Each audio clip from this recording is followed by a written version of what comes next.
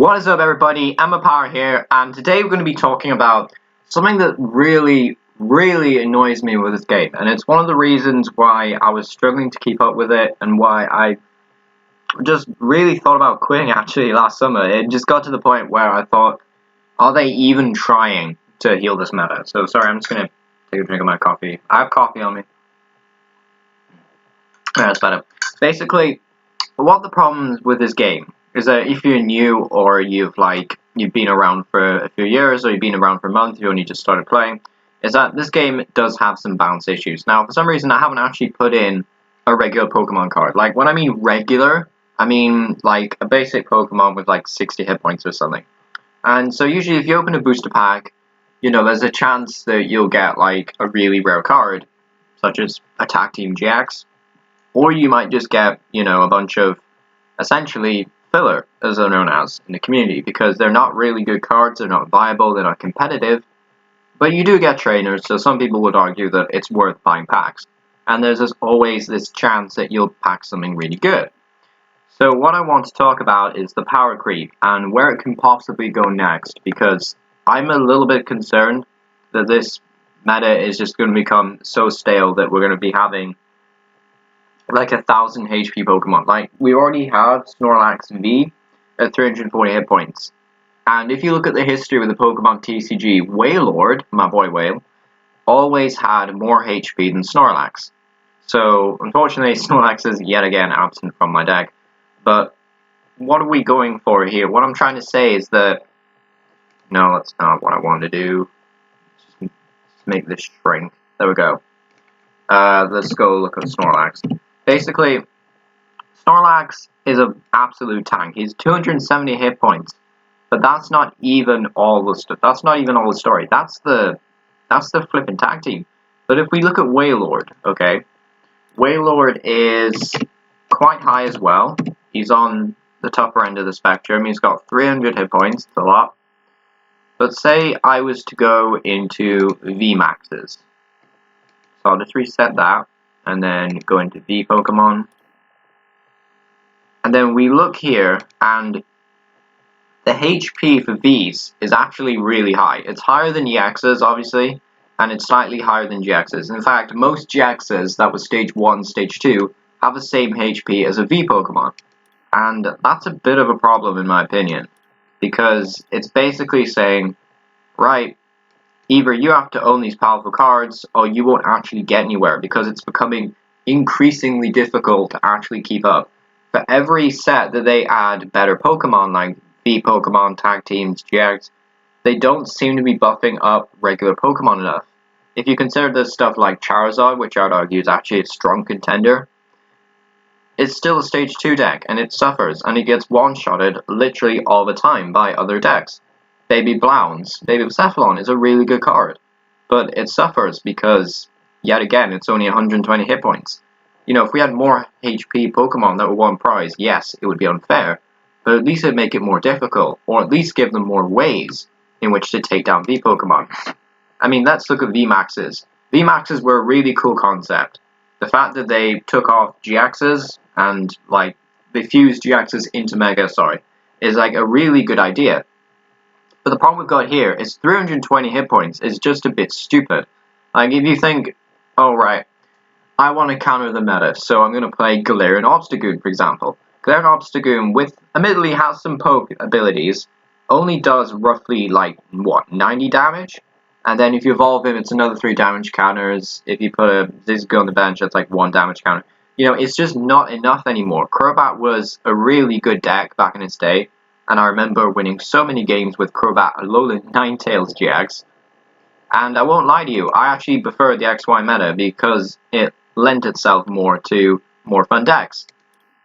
Because back in the day, if you could come up with a deck that could roughly swing for about 120 damage a turn, so, I don't know, Golduck Starmie, for example, it was actually okay. It was playable. Like, you could two-shot a Zoroark GX. That was the pinnacle. That was how good it was. It capped at a certain amount of damage. Now, however, what we've got is the massive problem that the Pokemon HP is simply too high and too frequent. This will one-shot your average non-GX, non-VMAX Pokemon, and it has 328 points. This isn't even going down in 2 hits from most non-GX attackers. I'm not saying Lapras VMAX, I hate you or anything. I'm just saying the whole concept is a problem that needs to be addressed. Let's move on a bit. Like, Morpeko V only has 170 hit points, so you could argue that, oh, that's really good. But I don't see many GXs doing attacks like Electro Wheel, doing 150. You could argue there's some V Pokemon that are obviously just weaker, like, just than regular GXs, but I would say most of them are actually really strong. Sableye V is pretty amazing. Snorlax V, 220 hit points, the same HP nearly as a God of War GX, and that was a stage 2. So, even if you're playing a GX deck in Expanded, you're probably going to struggle against V sometimes. I mean, look at Snorlax. He's sitting here with 340 hit points, everybody. It means it's only probably a matter of time before we get a Wailord with 350 or even 400 HP. Who knows? I mean, it's possible. Like, if we just move on, Stonejourner VMAX, 330. Attach a Flying Energy card from your hand to one of your Pokemon. If you do, heal 120 damage. Like, how have we got to this stage where healing is even a concept with these guys? These should be a thing where if you can even reach these numbers and you could take the prizes, fine. Like, I wouldn't mind if these gave up 2 prizes but had a lot less HP and had nothing to do with healing, because frankly, it's just silly. Like, I'm not saying that you shouldn't play V Pokemon. I'm not saying you're a disgusting person if you like playing V Pokemon. What I'm saying is the Pokemon community, like the people who make this, the company, need to address this. And one of the obvious syndromes is a power creep. So, we'll go into expanded views. So, this is, I find, the easiest way of explaining the power creep. So, when everyone first saw Zoroark GX, they were like, oh my gosh, that is busted, it's going to be best deck in format. Spoiler alert, it was. Zoroark GX literally dominated standard events for months at a time. It dominated expanded events. It won so many tournaments, and people were like, oh my gosh, this should be banned. But then, you know what, it rotated, and it actually sees little to no play in competitive expanded. How did that happen? It just got power creeped out of the way. It literally only has 210 HP. That's like the same HP as most V Pokemon. Like, how did we get to this stage? Sure, it's got a GX attack, but no one ever used Trickster GX, really. So, how did we get to this stage? Moving on a little bit, people saw Pikachu and Zekrom. And they were like, oh my gosh, Pikachu and Zekrom it's insane. It has a full blitz attack, it can accelerate energy, and Pikarom to this day is... Oh wait, thanks for interrupting. Pikachu and Zekrom is still one of the best decks in format, because its ability is just insane. Accelerating energy is just ridiculous. It's what makes the top tier decks top tier. But if we look here, Pikachu and Zekrom actually have some gameplay balance issues. For one, it does spread damage, and I'm not talking spread damage like 50, 60 damage. I'm talking 170 damage. I've seen people get a turn 2 tag ball, which sounds ridiculously impossible, but it's not, especially in expanded. 170 damage to one of your opponent's benched Pokemon, all of a sudden that is ruining the prize trade. Against single prize card decks, you knock out the active for 200, and then you target down a bench. And all of a sudden, you've just taken 2 prize cards with 1 attack. And yes, you needed 6 lightning energy, all the rest of it. But the thing is, what does it matter if your opponent now has to KO 240 HP, massive Pikachu and Zekrom? Yes, 240 sounds a bit weak, but how come we got to the stage where these Pokemon are considered a bit weak if they have 240 HP? How is a 1 prize card attacker supposed to keep up? So, if we move on slightly, actually I'll talk about Sylveon Venusaur later, because I want to talk about gameplay issues with trainer cards, but then people saw Reshiram and Charizard, and people were like, oh my gosh, Reshiram and Charizard, BDF, easy. This was, at one point, for like, I think a solid month at least, this was the only deck that saw play on the ladder, at least for me. I was winning nearly all my games because I was playing Froslass Spiritomb. Everyone else was playing Charizard because it's just so goddamn good. Literally, you can double blaze, knock out a GX, attack some more energy, and knock out another one. Without Strike, you can follow up that next turn, or Outrage if they can't one-shot you, because 270 HP is mammoth. And I remember saying to my friends, for energy 230, they won't get any more ridiculous than this. This is it. this is the pinnacle of silliness before they actually, you know, take a step back, maybe even reprint EXs, you know, take it down a notch. 230 damage? Like, what the hell? And for a short period, that was insane. With Choice Band, 260 is just ridiculous. Like, for full energy, 260 is insane. And then we continue, and then people saw Mewtwo and Mew, and they were like, oh my gosh, this will be busted. And arguably, this is, like, the best tag team card. Like, I've seen it ranked in many people's eyes as the best tag team card, because, well, its ability is ridiculous. However, it's not its ability that has made me quit so many games while finding Mewtwo and Mew. It's the GX attack, and it's really underrated. This Pokemon has at least one extra energy, which is just not impossible. It's literally 2 colorless and 2 psychic that can easily be paid for with Aura Energy or Malamar. 1 extra energy, heal all damage from all of your Pokemon. I can't tell you how many games I've rage quit because I've managed to be in a situation where I've actually been unable to almost beat this deck, and then they've just miraculous duoed, heal all their Mewtwo, and it's basically been disgusting. Like, how can we get to the stage where you can knock out virtually 80% of Pokemon you're against and heal all of your Pokemon with 1 attack? Like, come on, that's a bit imbalanced. That is unfair. But Mewtwo and Mew, unlike maybe some of the others, is still really prominent in the meta. It's, like, I wouldn't say Reshiram and Pikarom are garbage, they're obviously top tier as well. But Mewtwo and Mew is still a very serious contender. And then people saw this guy, Reshiram and Zekrom, and this is where we have an anomaly. People saw this card and they were like, oh my gosh, best card format. It's just insane. Fable Flurbolt's discard up to 3 in any combination, potentially doing up to like 270 damage. That's insane. You can one-shot a Mew Mew. It wasn't. In fact, it was all hype. I still run into this deck sometimes, and again, when it's playing Naganadel, and I think that is the best way to play it. Obviously, there are some people who try to make it work with End Resolve. I think that's actually a really fun deck. But at the same time, was this deck ever insane? I mean, probably not. Crossbreak GX, 4 energy, 170 damage to one of your opponent's bench Pokemon. That sounds like Picarom's attack. Ends Resolve from your hand during this turn, you get to do 170 to another one of your opponent's Pokemon. So it's like, oh, okay. So you could potentially just knock out 2 weakened GXs, or just knock out 2 basics. But Fable Flurbolts is a good attack, but this card just didn't live up to the hype. It just wasn't good. And this is the anomaly, and that's why I wanted to include it on the list. Moving on slightly, then people saw this. Now, this, for me at least, is a problem. This is what really made me go, oh my gosh, no. This was the last straw for me, basically, in making this video. I was like, do I make this video or not? And then I just remembered losing so many games to this card in specific, and thinking, no. Why was this ever printed? Was it stupid? Yes. Was it broken? Yes. Should it be banned?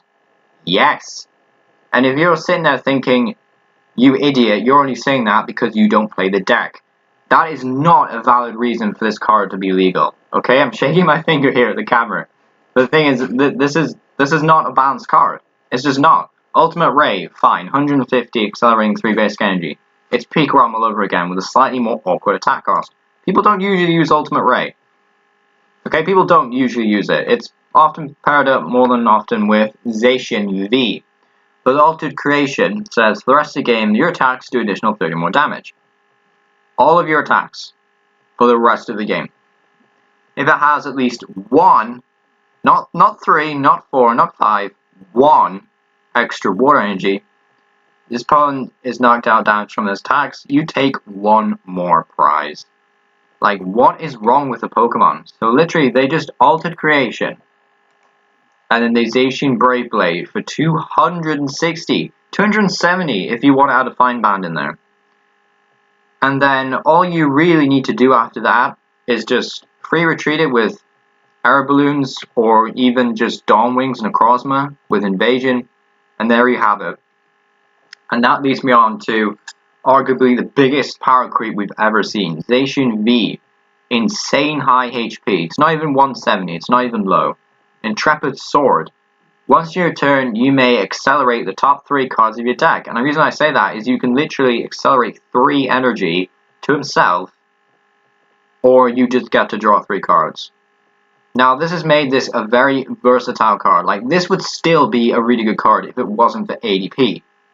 So what I'm saying to you Zacian fans out there is that, yes, ADP is more a universal card. It can be played in many decks because of its tech ability with Aurora Energy and Rainbow, but this is the more unbalanced card. It's more unfair. People need to wake up and see that Altered Creation actually ruins the game. What is Pokemon about? Pokemon is about taking 6 prize cards, okay? You take 6 prize cards, you win the game. Either that, or you deck them out. However, they basically made it that if you knock out a 1 prize card Pokemon, you get 2 prizes. So every time you knock out, let's say, a 70 HP Jirachi, or Jirachi's got 9 HP, I'm sorry. Knock out a little Jirachi, or even a baby of Safflon with 120 HP. They get the same amount of prizes as if they were just knocking out a regular GX. Obviously, if they knock out a GX, then they're knocking out equivalent to a tag team, which is even more ridiculous. So what they're saying is that, oh, we need to knock out 2 V Pokemon to win the game. And because Zacian is doing, for some reason, 230 damage for 3 Metal Energy, you know, that they just win the game in more or less 3 attacks. And that's what I find really, really silly. Like, if you were to get a pen and a piece of paper and you did the turn steps between you attaching energy, say you went first, the opponent using Altered Creation, opponent benching Zacian, using Tripped Sword, if you added up the numbers and how long it would take you to KO them, you have to be one hit killing their Arceus. Literally turn 2, turn 3-ish I worked out, or their Zacians every single turn, and that's why I'm saying Charizard has to be the only contender, is, you know, you need to keep up with them, and in most situations, you will not keep up. Like, I'm telling you now, you will not keep up against this deck. There's a reason why it's BDF, and I'm not saying Zacian is the pain. I'm not saying Zacian is a threat. It's the worst example of power creep we have, but it's not the ultimate threat. The real issue here is Altered Creation ruining the prize trade. Okay, this is ruining it. I want to take a step back from the rant, though, and talk about another issue that these big, bulky Pokemon have, and that's HP. So we see here with Celebi and Venusaur, when it came out in Team Up, it was before Charizard, which is probably what made it go away, to be fair. And Celebi and Venusaur had a lot of HP. 270 is a lot. And with buff padding, it's even higher. It's like 320. But we see here, we got Pollen Hazard. 50 damage, your opponent's active is now burned, confused, and poisoned. How annoying. Solar Beam, 150 for 4 energy. We've got to the stage now where you can do 230 for 3 energy. And this guy, well, look, he gives up 3 prize cards. You know, how did we ever get to the stage where HP is at such imbalance that a 2 prize card Pokemon with a Fine Band can 1-hit KO a tag team? And even then you'd be taking, what, 4 prize cards? You know, it's just a bit ridiculous. However, this Pokemon, the reason why I saw a load of bulky play, because it's really annoying. Evergreen GX. Heal all damage from this Pokemon. Yes, it's not as broken as Mew, who can just heal all of your stuff, and that was really, really annoying in a non-gusting format. If this Pokemon has at least 1 extra grass, you may shuffle a card from Disco Pile into your deck. You can Lysander's trump card and Max Pot for the price of 5 energy. And that was considered broken, and yeah, it really was. It made top 4 in internationals. It was really good. It made loads of placements, and there's a reason for that. It's good. I still want to revive this deck with Welder. Yes, me. I want to play this deck because I think it's fun. It's relaxing. You just sit there attaching energies. And it's a nice beginner's deck, but hey. But this was always an issue. Okay, this was always an issue with healing. If we look at Cherish Ball, yes, this is not a healing item. But for a long period of time, there was no Quick Ball, okay?